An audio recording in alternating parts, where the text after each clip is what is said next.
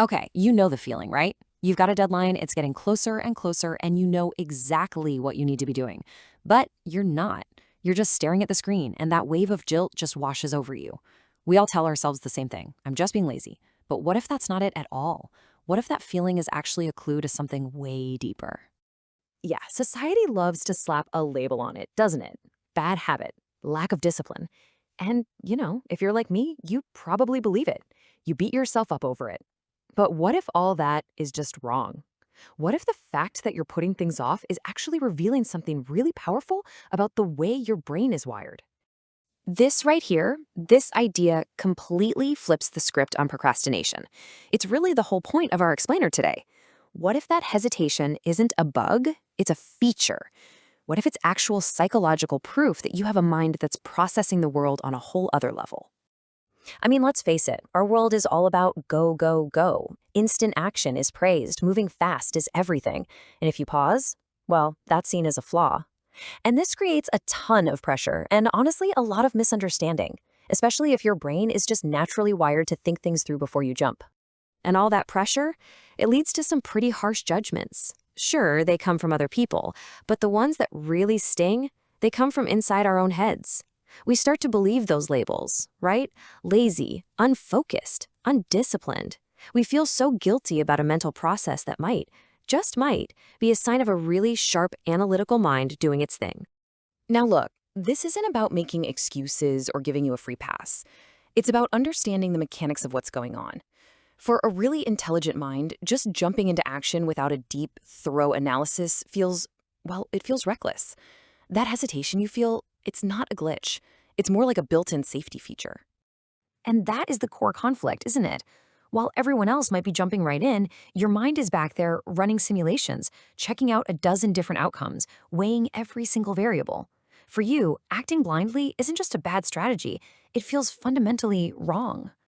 So, okay, what is actually happening inside that analytical mind when you're delaying? Well, it pretty much boils down to two really powerful psychological drivers. Let's break them down. All right, the first reason is a classic, you've probably heard of it: analysis paralysis. It's when your mind is just so good at seeing every single angle, every potential pitfall, every little opportunity, that the sheer amount of information just becomes completely overwhelming. And it becomes this vicious cycle, right? Your brain sees all these possible paths, and that creates this immense pressure to pick the absolute perfect one. And the weight of that decision just gets heavier and heavier until making any choice at all feels impossible. You're just frozen. So listen to this because it's important. You're not actually avoiding the work itself. What you're avoiding is that incredibly draining mental friction of trying to take this perfect, flawless vision you have in your head and execute it in our messy, imperfect reality. That's the part that's so exhausting. Okay, so what's the second big reason? Well, this one's actually biological. Your brain is fundamentally wired for purpose. If a task feels repetitive or too simple or just plain meaningless, your nervous system literally puts up a fight. It struggles to engage. It's like this internal protest against doing shallow work. Just think of it like this. Give your brain a complex, meaningful challenge, and bam, it lights up, it's ready to go. But give it some boring, repetitive task, it just resists. Your brain isn't lazy, it's just incredibly picky about where it's going to spend its powerful energy. Okay, so with all this in mind, we can start to reframe this whole experience. It's time we draw a really sharp line in the sand between just aimless procrastination and something way more powerful, what we'll call strategic delay. And here is the crucial difference. Lazy procrastination, that's just avoiding stuff. Strategic delay, on the other hand, is an active process. It's about you intentionally giving your mind the time it needs to chew on things, to gather info, to let ideas cook, so that when you finally do act, that action is decisive and brilliant. And this leads to something I am sure so many of you will recognize.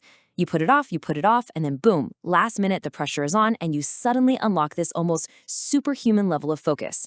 That isn't chaos. That's your brain finally getting that urgent kick it's been waiting for. You see, when a deadline gets real, when it's right there in your face, that urgency, it just slices through all the mental clutter. It's like a switch flips. It forces your brain to lock in, think faster, and execute with this incredible, terrifying intensity.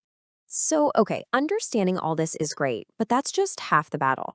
The real power comes from learning how to use it. So, how do you take this insight and turn it into a practical strategy?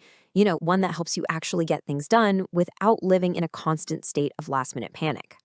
But let's be super clear here. This is not a free pass to just delay everything forever.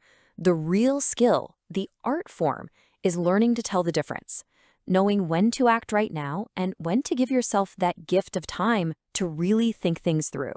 Really, the goal here is to build a system for yourself that actually respects how your mind works. So for the simple, clear stuff, try something like the 2-minute rule. If it takes less than 2 minutes, just do it. Get it out of the way.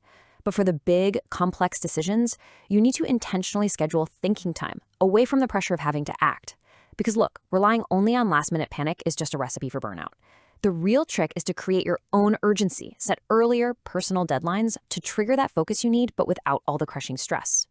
So let's end on this. This is the big takeaway. Stop apologizing for how your mind works. It's not broken. You are not lazy. It's a high precision instrument, one that processes the world with a kind of depth that's actually really rare and incredibly valuable. You need to own that. So I'll just leave you with this question to chew on. Just imagine what you could achieve if you stopped fighting your brain's natural rhythm and started using it as a tool. What if your timing isn't your biggest weakness, but your greatest strategic weapon?